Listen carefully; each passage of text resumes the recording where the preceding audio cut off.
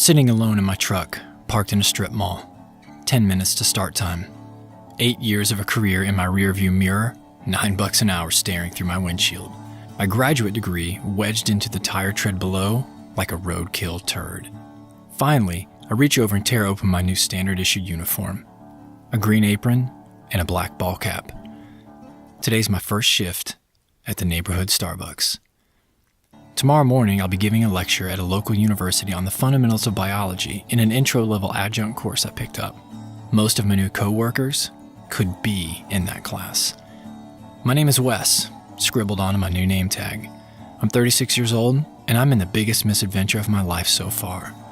The loss of adult innocence that comes with career transition and the arduous task of eking out a modest middle-class existence. Thank you for choosing Starbucks. What can I get started for you today? First world problems, right? I hear you. I'd probably roll my eyes too if I were listening to this from someone else. Don't get me wrong. Even in the midst of this maelstrom, I'm aware that I'm a blessed man. I married a hell of a woman, and I'm a father to 2 beautiful little firecrackers. I'm thankful for the adjunct gig, even if the pay is crap, and I'm tremendously grateful to my store manager at Starbucks. In the last year, he's been the only gatekeeper to sit across from me and see potential. But everyone's struggle is personally relative, and ours is no different.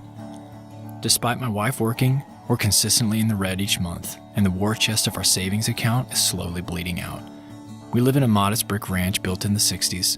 Both of our vehicles are at least 10 years old, and we try really hard to spend less than $200 a week on groceries. Lots of other folks have it worse, but the reality is that if something doesn't give soon, then we may very well be one of them. How the hell did we get here? I've got a master's degree and a fairly strong resume, or so I believed anyway. How are we this close to implementing more drastic measures? My wife and I have a quote on the wall of our living room from C.S. Lewis that says, "Let us go on and take the adventure that shall fall to us." I read it every night while we sit on a dilapidated couch watching Netflix. About 14 months ago, I saw the writing on a different wall, so to speak. The wall of my current industry and my own heart. Until then, I'd spent 8 years in the religious arm of the nonprofit sector. They were good years, mostly, but I could no longer ignore the disparity between the longings of my heart and the necessities of the job. I knew I had to get out, and I was, and still am, scared as hell. Now, a year later, we're still clawing tooth and nail to land on our feet, to make ends meet. At some point in the last year, I looked over at that Lewis quote on our wall and began to find it just slightly lacking. Maybe you can guess how. It makes more sense for me to read it as the misadventure that shall fall to us. Dictionaries define a misadventure with heavy words or themes. For me, the definition is essentially any endeavor with great risk, high stakes, and an outcome left of center. Now, I don't know about you, but that's basically life in general for me. Best laid plans, sideways traction, course corrections, unmet expectations, and the good journey of finding joy in the mess of it all. In the midst of this current misadventure, I began to look back on my life and notice a curious theme. I generally pride myself on leading a shockingly familiar and uneventful life. I seek it out, actually.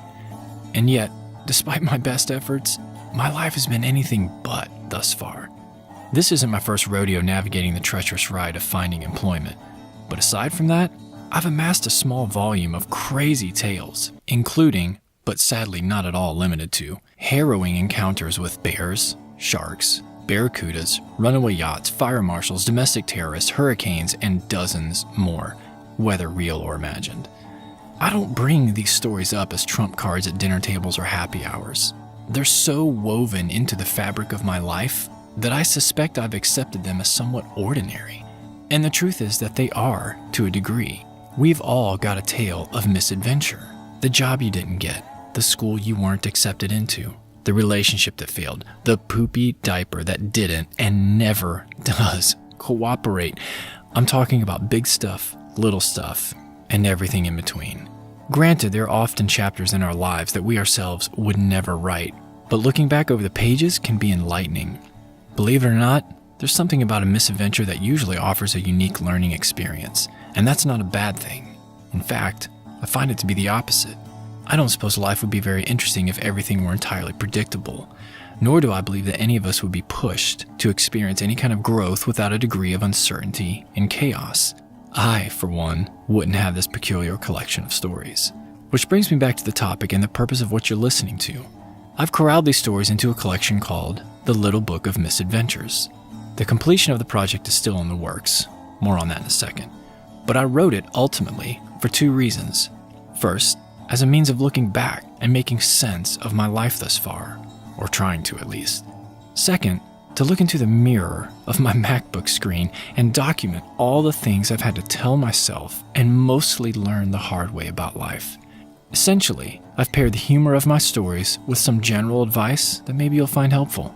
If nothing else, you'll be reassured that you're not the only one who's far from having it all together. As for the final product, my plan is to release it in stages, the first of which is what you're experiencing now. If it's okay with you, I'd like to send you a newsletter that I'm calling The Monthly Misadventure. Each month you'll receive a new short story from my collection, and you can experience it in two forms, visual and audio. I've teamed up with my good buddy Landon Tucker to bring his wonderful eye for illustration to the narrative. In addition, I'll be reading and producing the story into a sort of mini podcast, maybe 7 to 10 minutes long. These monthly misadventures won't contain the greater context of life advice that the finished manuscript will feature, but if nothing else, you can think of them as a monthly reprieve from the mundane. And speaking of manuscript, the second stage of the release will involve finding the right home for the project by way of agent and publishing company. Now maybe that part will never happen. Maybe it will.